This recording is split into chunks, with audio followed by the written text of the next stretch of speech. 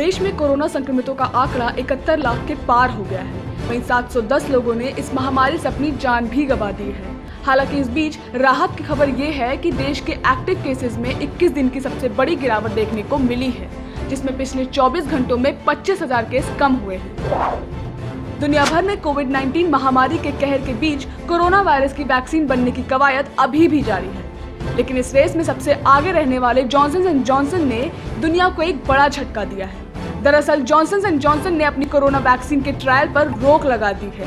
वो इसलिए क्योंकि ट्रायल में हिस्सा ले रहे एक शख्स में किसी तरह की बीमारी होने की वजह से जॉनसन एंड जॉनसन ने फिलहाल अपनी कोरोना वैक्सीन का ट्रायल रोक दिया है।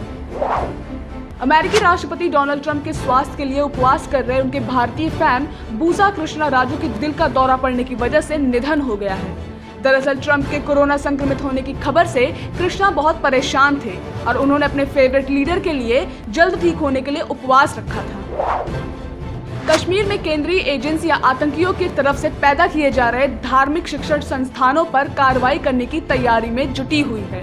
आपको बता दें कि शोपिया के स्कूल से जुड़े छात्रों के आतंकी संगठनों में शामिल होने की घटना सामने आने के बाद केंद्रीय एजेंसियों के रडार पर आसपास के जिलों के कई संस्थान शामिल हो गए हैं।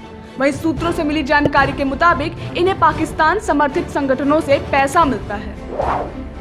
हाथरस गैंगरेप पीड़िता के परिवार ने हाई कोर्ट में सुनवाई के दौरान अपना पक्ष रखते हुए कहा कि पुलिस ने बिना उनकी सहमति के ही बेटी का अंतिम संस्कार कर दिया था। इसी के साथ परिजनों ने अदालत में न्याय की गुहार लगाते हुए यह भी कहा कि पुलिस ने किसका अंतिम संस्कार किया न ये तक नहीं पता। फिलहाल सुनवाई के बाद परिवार देर रात लखनऊ से वापस अपने घर लौट आया है। नेशनल कॉन्फ्रेंस के अध्यक्ष फारूक अब्दुल्ला ने एक विवादित बयान जारी किया है, जिसमें उन्होंने कहा है कि वो चीन की मदद से जम्मू कश्मीर में आर्टिकल 370 को दोबारा बहाल करेंगे। उनके इस बयान के बाद से ही बीजेपी प्रवक्ता संबित पात्रा ने कड़ा विरोध करते हुए कहा कि अब्दुल्ला ने देश की संप्रभुता पर कई बार सवाल उठाए हैं। फारूक अब्दुल्ला और राहुल गांधी एक जैसे ही हैं। अपनी क्रूरता, कठोरता और तानाशाही के लिए दुनिया भर में जाने जाने वाले उत्तर कोरिया के शासक किम जोंग उन ने नम आंखों से अपनी नाकामियों के लिए पहली बार जनता से माफी मांगी है। उत्तर कोरिया के नेता किम जोंग उन एक सैन्य परेड में भाषण के दौरान काफी भावुक हो गए थे और इस दौरान उनके आंखों से आंसू भी छलक आए।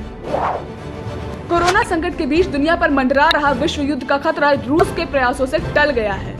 विवादित क्षेत्र को लेकर आर्मेनिया और अजरबैजान में छिड़ी जंग को खत्म करने के लिए रूस के राष्ट्रपति व्लादिमीर पुतिन ने दोनों देशों के विदेश मंत्रियों को मॉस्को में आमंत्रित कर दोनों पक्षों के बीच मैराथन बातचीत के बाद आखिरकार युद्ध रोकने पर सहमति बन गई है। राजधानी लखनऊ में सिनेमाघर खोलने की तैयारियां शुरू हो गई हैं। लोग 15 अक्टूबर से फिर बड़े पर्दे पर मूवी का मजा ले सकेंगे। हालांकि कोरोना से बचाव के लिए सिनेमाघरों में दर्शकों को शतरंज की बिसात की तरह बैठाया जाएगा, यानी एक दर्शक के आगे पीछे और दाएं बाएं दूसरा और कोई नहीं बैठेगा। रॉयल चैलेंजर्स बेंगलोर के धुरंधर बल्लेबाज एबी डिविलियर्स ने कोलकाता नाइट राइडर्स के खिलाफ मैच में 33 गेंदों में नाबाद 73 रनों की पारी खेलकर टीम को शानदार जीत दिलाई। आपको बता दें कि एबी डिविलियर्स ने अपनी पारी में 5 चौके और 6 छक्के लगाए, जिससे वहां मौजूद हर फैन के चेहरे पर उत्साह और भी ज्यादा बढ़ गया। सब्सक्राइब करें आपका अपना चैनल न्यूज टाइम नेशन और हर खबर सबसे पहले पाने के लिए बेल आइकॉन जरूर दबाएं। और हाँ, खबरें पसंद आ जाएं तो लाइक और शेयर करना ना भूलें।